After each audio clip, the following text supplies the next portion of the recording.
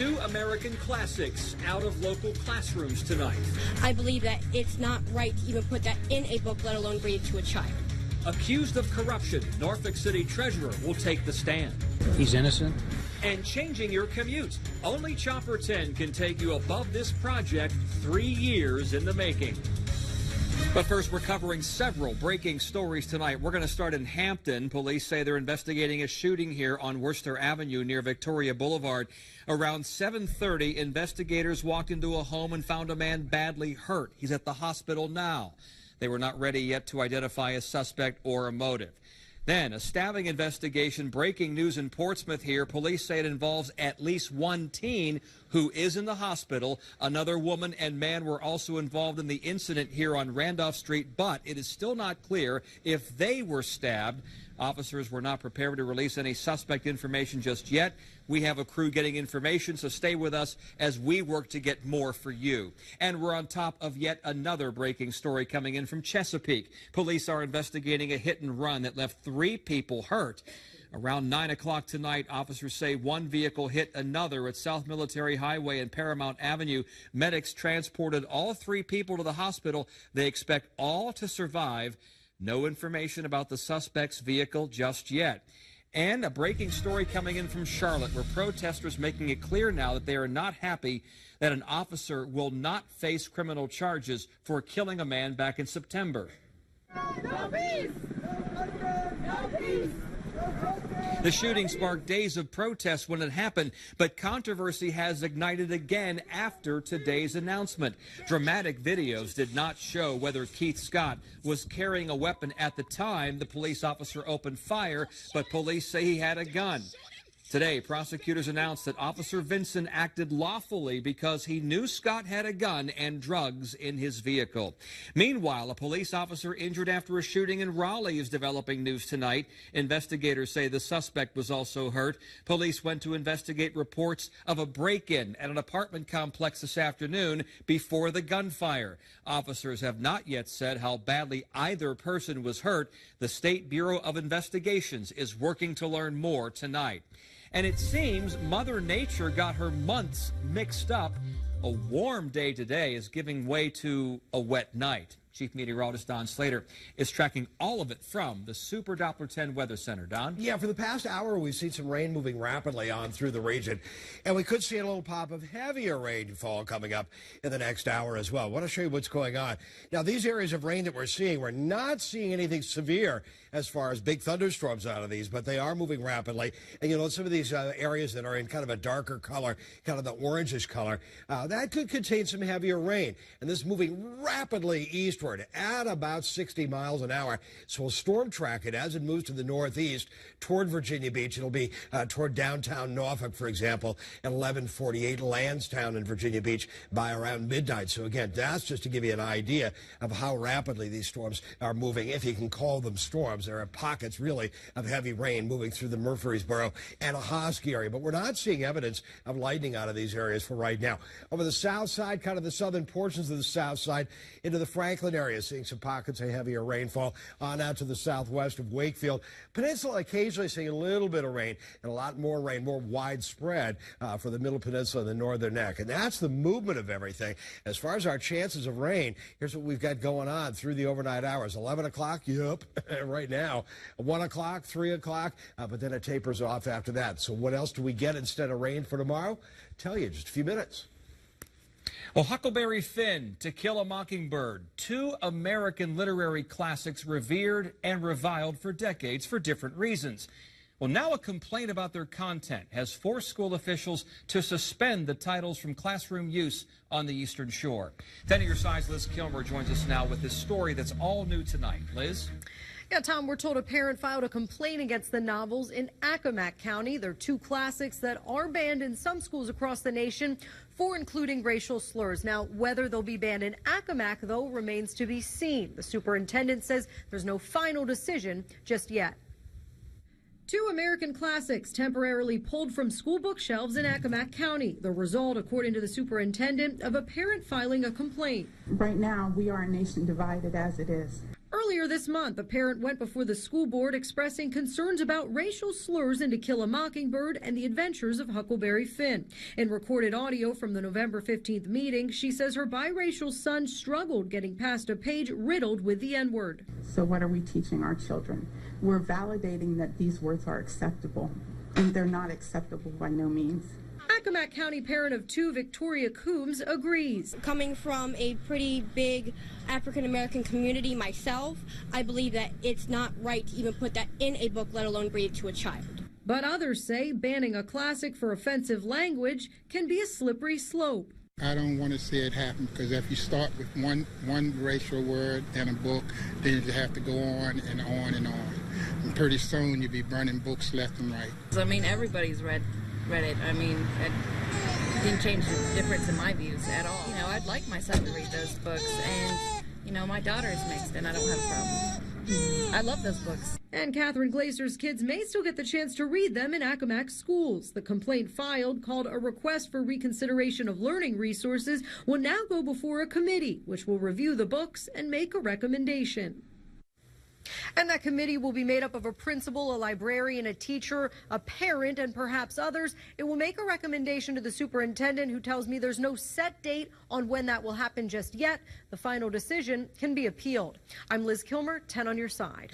One person shot in Norfolk is just into our newsroom now. Dispatchers tell us that person walked into Centera Norfolk General Hospital about 30 minutes ago. We are working to learn more about how that person got hurt and whether officers are looking out for a shooter. New tonight, Decision 2016 is not decided yet, at least not in Durham County, North Carolina. Election officials there have voted to recount 94,000 ballots entered late on Election Day. This is especially important as the race between incumbent Republican Governor Pat McCrory and Democratic Attorney General Roy Cooper is still technically undecided. Cooper has declared victory, but McCrory has not yet conceded. The latest numbers show Cooper leading by just over 10,000 ballots, which beats the margin McCrory would need to declare a recount. 6 other counties still have not finalized their results. A busy day, though, for President-elect Donald Trump. In 2 weeks, he'll hold a news conference outlining plans to leave his business and focus on the Oval Office. And among the latest announcements of who will fill the cabinet, former Goldman Sachs executive Steven Mnuchin as Treasury Secretary, billionaire investor Wilbur Ross as Commerce Secretary, and word that one-time vice presidential candidate Sarah Palin could be Secretary of Veterans Affairs. Tomorrow, we expect to learn the details of a plan for the incoming administration to save 1,000 jobs in Indiana. Trump will meet with carrier officials in Indiana Thursday to talk about their deal that kept jobs in the U.S. Carrier originally planned to shut down those 2 air conditioning plants and send those jobs to Mexico. New tonight, the unemployment rate in North Carolina is up in 44 counties. That's 6 times more than the amount of counties that saw an increase in October of last year. Only 22 counties saw an unemployment rate decrease last month. Developing news now out of York County, where a man is behind bars for a Thanksgiving Day murder. Deputies say that Colston Ryan Lewis of Newport News shot and killed Richard Irvin outside the county grill in Yorktown. Irvin had worked as security at a tent party there. Investigators say the shooting happened when Irvin removed Lewis from the party. Early Wednesday, police got a tip that Lewis was at his family's home in Newport News. We made contact with the occupants of the house, and Ryan did come out on his own and surrender himself without incident. Lewis declined our interview request from jail. Well, your commute may have just gotten a little easier. After 3 years of construction, traffic is flowing along the Martin Luther King Expressway a month early. The new span connects the Midtown and Downtown tunnels in Portsmouth. 10 on your side was first to cross over with Chopper 10 overhead when that road opened up this evening. Even better, you will not have to pay a toll to use it. Before you head out tomorrow morning, count on Jen Lewis to watch the traffic on the new expressway and all over Hampton roads. Join the news team on your side every weekday on WAVY News 10 Today, starting bright and early at 4:30 a.m. Fire and heartbreak are sweeping parts of the Smoky Mountains in Tennessee, where 7 people have now died.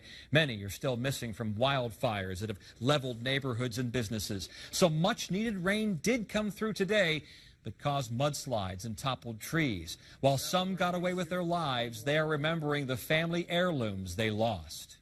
Mom and grandmother's wedding dress and our pictures. My mom's hope chest. Federal prosecutors say a man admitted to setting 2 wildfires in North Carolina.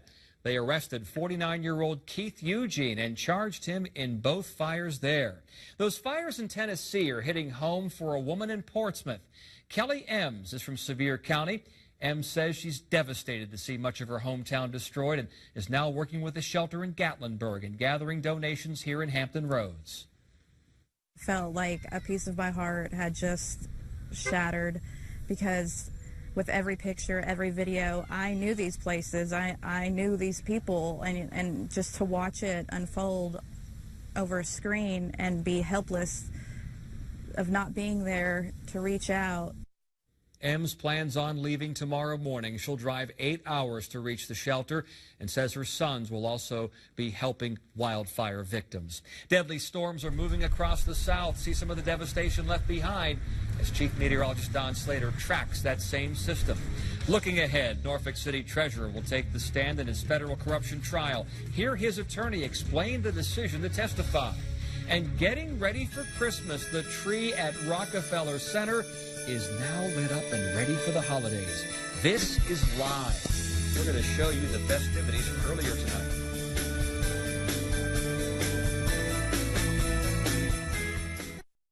You're watching WAVY News 10 at 11 with Tom Shedd, Anita Blanton, Chief Meteorologist Don Slater, and Bruce Rader with sports. Looking ahead to tomorrow, after 2 weeks of testimony, we will hear from the man on trial for public corruption, Norfolk City Treasurer Anthony Burfoot. 10 of your side's Jason Marks recaps today's developments and previews what lies ahead. Well, day 15 in the Anthony Burfoot public corruption trial will be the biggest day of them all, and that's because Anthony Burfoot himself will take the stand. He's innocent. He wants to tell the jury that he's innocent. We now know Anthony Burfoot will take the stand in his own defense. He's accused of taking money and gifts in exchange for political favors while on city council. There have been a lot of ugly things said about him that aren't true, a lot of ugly allegations, and I think he has looked forward to this opportunity to tell his side of what really happened and didn't happen. Burfoot has sat in court very quiet every day, though he has been involved in the process, frequently whispering questions to ask in his attorney Andrew Sachs's ear. Sachs says the decision to have Burfoot testify was a natural process. I don't think it was difficult in this case. I think that really from the beginning I have always felt that Anthony had a story to tell that was compelling, that was honest, that was truthful, and given the details that have been alleged against him, I think it would be natural for someone who didn't do these things to take the stand and say that. Sachs says there wasn't that one moment when the decision was made. It was something Burfoot has been wanting to do since the trial began. We have not heard anything publicly from Anthony Burfoot, not one word, since he was first indicted on these charges. But today in court, he stood up and he says he was advised of his rights. He went on to say that he made this decision alone, and he said he felt it was something he needed to do. I'll be in court first thing tomorrow morning and have the latest for you right here starting on WAVY News 10 at noon. But for now, that's the latest here in Norfolk. Jason Marks, 10 on your side. And we've been telling you this trial could take up to a month. Let's review some of the big names we've already seen on the stand. Early on, the prosecution called Norfolk developer Ronnie Boone. He has pleaded guilty to bribing city officials, including Burfoot. Then several developers, NFL Hall of Famer Bruce Smith, the Etheridge brothers, and Tommy Arney. We even heard from former Mayor Paul Frame. The defense has called witness after witness in hopes of proving Burfoot's innocence. And it's not over yet. Find our ongoing special coverage of the Burfoot trial on WAVY.com. We are getting new video of deadly storms across the South that left 5 dead. 3 people died in Alabama after a strong possible tornado touchdown, ripping up a mobile home here. And a waterspout made landfall in the Florida Panhandle today. 4 tornadoes hit Mississippi, and 2 more people died when twisters hit Tennessee. We are now in the final moments of the Atlantic hurricane season. NOAA reports more storms than average for the first time in 4 years. 15 named storms popped up in the Atlantic, including 7 hurricanes. Gaston, Nicole, and Matthew were all major hurricanes, which brought damage to our area. Now, your Super Doppler 10 forecast with Chief Meteorologist Don Slater. And we've got a lot of stuff going on, so we got to show you what's going on with that. End of the hurricane season. There's nothing else out there whatsoever. But we got some rainfall, and these areas of rain are really the leftovers from some of that action from earlier today. There was some big thunderstorms on down near the Charlotte, North Carolina area, but they've lifted northeastward, and they're not nearly as strong. Got no thunder and lightning even associated with them right now. I've got the lightning tracker on here, but we're not seeing anything as far as lightning out of this particular area. I do want to show you what's going on. Storm track this particular area again as it moves northeastward at about 55, 60 miles an hour. It's going to be toward Lansdowne, for example, 11:52, and right at the ocean front, right at midnight, this area of heavier rainfall. And it could be very, very heavy, but only for a very, very short time, because once again, this is moving very rapidly. So yeah, heavy, heavy rain, but it'll only last for maybe 5 minutes as it moves on through, coming up in the next half an hour, 45 minutes. Could have a little bit of wind with it, 35, 40 mile an hour winds, but thunder and lightning, not seeing it. We're seeing it from central Gates County all the way on up toward the Whaleyville area of southern Suffolk, toward downtown Suffolk as well. Seeing some pockets of more moderate rainfall to the northeast of Wakefield, seeing it into Surrey County, a little pocket of more moderate rainfall, and here and there into Isle of Wight County. But again, this is the main area, and toward Elizabeth City, northwest of Elizabeth City, see a little bit more moderate rainfall. Here's where we are for the peninsula. You're going to get it eventually, but it's not as heavy as some of those areas farther to the south, and you can see some rainfall scattered for the middle peninsula, the northern neck, and the eastern shore. They've had bigger thunderstorms to the east and northeast of the D.C. area. The D.C. area has had even some severe thunderstorm warnings out of some of that action. Here we see these thunderstorms still plowing through Georgia, and again, for our part of the world, we got one more little rain band later on tonight. There's a cold front out into here, and that cold front will slide through, and it could have a little bit of scattered rainfall with it around 4 or 5 in the morning. Midnight, there's the rainfall. Here's our future track computer model. 7 o'clock in the morning, rain's gone. Our skies cleared. We see some cooler air for the day Thursday. Friday, some cooler air as well. And even cooler than that for Saturday and into Sunday. Sunday, I think we'll see a little bit more cloud cover right at the end of the day, and this rainfall off to the west by Sunday evening. It's likely to hit our area probably by Monday night and Tuesday. So again, one more rain band is out there, and it's likely to get us around 4 or 5 o'clock in the morning. A closer view of what's going on with our future track computer model as of the midnight hour. In other words, 40 minutes from now, we are looking again at some scattered rainfall into the area. And here comes that last band of rain along with the cold front. Winds flip on over to the west to northwest. Temperatures drop for the day tomorrow. It'll likely be into the mid-60s early in the day and then drop on down from there. There's where we are by Friday morning. Cool, 36 to around 41. There's where we are Friday during the day around 50, 55. There's where we are by Friday at the end of the day. Lots of low cloud cover, occasionally some rainfall with it.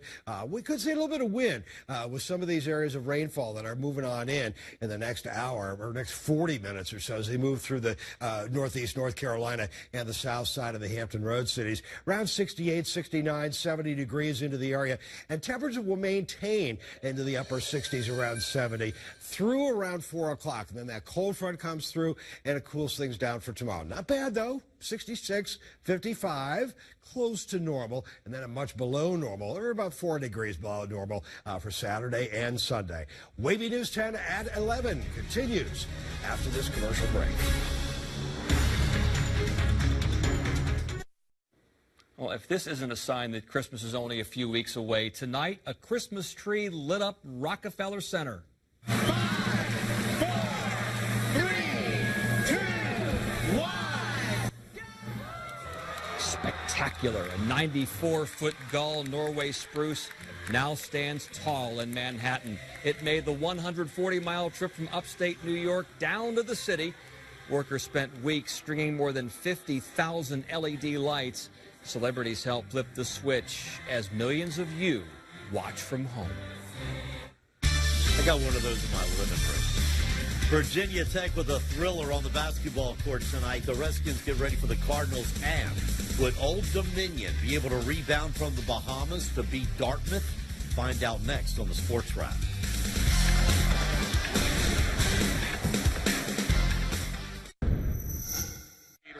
ACC Big Ten Challenge. Virginia Tech at Michigan, under 2 to go. Seth Allen coast to coast after being down 10 with 7 minutes left. The Hokies with their first lead of the game. Minute to go. Tech up 1. Make that 4. Seth Allen, the 3 to the end. 3.7 left. Michigan down 3. Final chance to tie. No! Virginia Tech with the upset road win over Michigan, 73-70. What a comeback by the 6-1 Hokies, who are looking good this year. Hi, everybody. I'm Bruce Rader. Old Dominion at home tonight against winless Dartmouth. Starter Zoran Talley on the bench here in street clothes, suspended indefinitely for a violation of team rules. But Brandon Stith, a Conference Player of the Year candidate. The Monarchs looking good in the first half, but they go cold after halftime. That's Jordan Baker from Hampton. 14 points, 4 rebounds, 3 steals. Ahmad Kaver also with 14 points. And while the Monarchs' defense was all right, they shot just 23% from the field in the second half. Thank goodness it happened against Dartmouth. ODU gets its 4th win of the year, 59-47. Norfolk State is on the road up in Chicago. They lose to Loyola by 13 points. Moving on to football, Old Dominion will take on Eastern Michigan in the Bahamas Bowl next month. And talk about an amazing turnaround. Eastern Michigan went 2 decades without a winning season until now. The Eagles had only 1 win last year, and now they're headed to a bowl game. Impressive this year, Bruce, going 7-5. They started 4-1. They beat a Wyoming team that was 10-2 this year and is playing for their conference championship, a Wyoming team that beat Boise State. So this is a good football team. They just won their last game against Central Michigan to get to 7-5. Very impressed with what he's done. Different team, Bruce, than the teams we beat in 14 and 15. Coach Wilder and I will talk more about the bowl announcement tomorrow night at 10:45 on Fox 43, a special Thursday night bowl edition of the Old Dominion Football Show. The Redskins travel to Arizona to take on the disappointing Cardinals on Sunday. Washington enters Week 13 as the number 6 seed in the NFC playoff picture, and every game is important. Right now, we've won 6 games, so we have to continue to keep winning so that we can pretty much solidify ourselves and just make it, just make sure we can stamp, our place in the playoffs. So we know what we have ahead of us, so we just have to continue to stay together, cultivate the relationships that we need to cultivate, and keep that synergy and camaraderie there. That pocket of heavy rain that I showed you earlier is just hitting Norfolk and Portsmouth right now. It's weakened a little bit. It's going to hit Virginia Beach in the next 20 minutes as well, and then things lighten up a bit after that. And lots of sunshine and cooler coming up after that. Small price to pay. Let's look outside New York City and Rockefeller Center. See you tomorrow morning.